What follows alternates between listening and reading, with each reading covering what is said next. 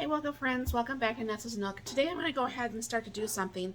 I have a lot of chicken, and every time I look in my freezer, it seems like I have more chicken, and I don't know where I'm getting it all from. I don't remember buying some of it, but obviously it keeps showing up. So what I'm going to do is I'm trying to find a next load for my freeze dryer, and I thought about it, and I talked to my husband because what I want to try to do is I can him some homemade soups and such. And we do have the chunks of freeze-dried chicken and freeze-dried turkey. However, I do want to do some of the shredded. So the easiest way that I find that I do the shredded is to put it in my Instapot, and then once it gets done, I put it over in my KitchenAid and I shred it. You could do it by hand. Some people do it that way. Some people do it with a hand mixer. That works that way too. I'm just super lazy. I have a KitchenAid, so I'm going to go ahead and use it. So I'll bring it down here. I am using my 8-quart Instapot today. And mine has those handles, which makes it kind of super nice. My 6-quart and my 8-quart does that. So I'm going to take a package of, this is 4 pounds of chicken breast.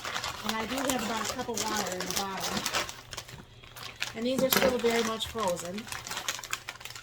I'm going to go ahead and dump those in. Now I did find some more, but I know I have more yet. But I did find some more thighs. And those are really super frozen, too frozen to really even put in here right yet.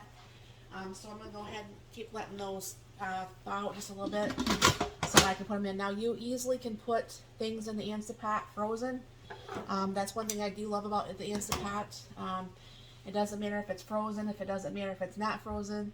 You could do like your freezer meals. I know I've watched, there's this one girl, it's her sister's, but it's Six Sister Stuff over on YouTube. I'll tag her in this. She will actually, she does a lot of different meals, and they do like the meal planning ahead where you throw everything like in the freezer bag and so on. But I wanted to try to use this for easier stuff for like if I wanted shredded pizza on my chicken, or shredded chicken on my pizza, or just if whatever reason, but to get some of the things out of my freezer. With everything that's looming in the world, and they keep talking about energy crisis and stuff like that. I don't know for sure if between that and the power grid, if we ever are without power. My freezers are, very, very full. And the last thing I'd want to do is to lose all the food in my freezer and I don't have any power to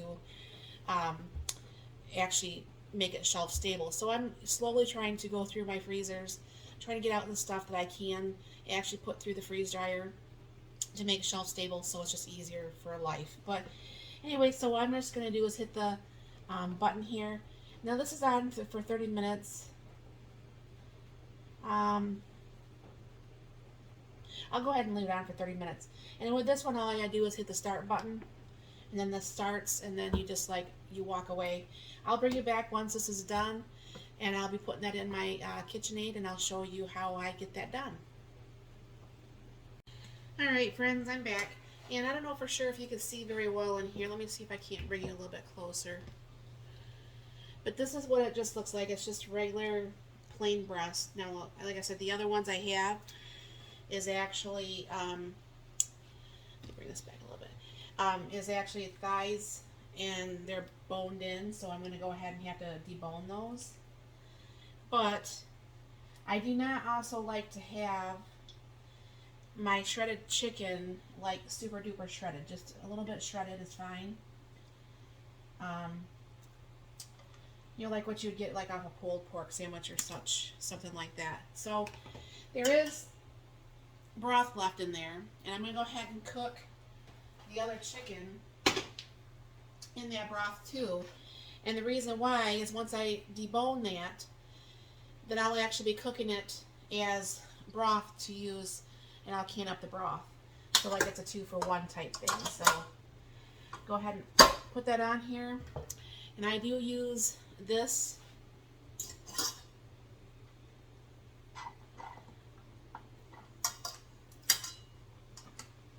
And that's one thing I don't like about the non-lift off ones as much as I liked my lift off ones. You don't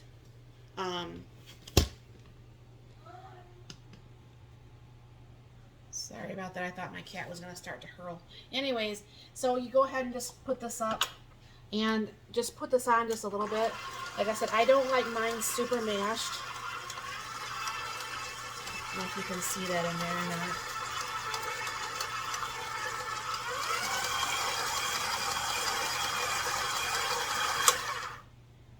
Maybe just a little bit more than there. But that right there, my friends, is like 4 pounds of shredded chicken. And I'll let that cool. And I will be putting that on my freeze dryer trays to go in the freeze dryer. And then this will become shelf stable for, you know, several years. I don't think the meat is ever shelf stable as long as like vegetables are. They say vegetables are like up to 25 years.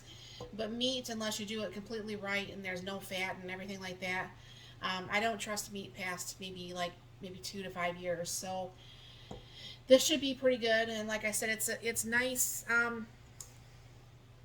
It's nice, you know, shreds. It's not too small, and it will make for, like, you know, you could put on pizza, or you could. There's a little bit some bigger pieces in there, but I think I could just shred those a little bit myself. Like that, or like if you want to do like a barbecue chicken sandwich or something to the effect. But I just thought I'd show you that, and I won't show it coming out of the freezer because it's going to look exactly the same. But that's a good way to use up any of your chicken that you might have, and maybe help make it more shelf stable. Or some people like to recan this when it's actually shredded like this. I'm going to be going through my freezers here shortly. Like I said, I've got my kitchen refrigerator, which is a refrigerator freezer. I have my I have a back refrigerator it's smaller. It's only, I think, like 20 cubic foot, and it's refrigerator freezer. It's like the refrigerator's up on top, or freezer, excuse me. Then I have my big freezer in the garage, and then I have a small chest freezer in the room that I keep my freeze dryer in. So I have a lot of stuff in there, and like I said, I worry about the power grid. I worry about a lot of that stuff that I probably has irrational fears.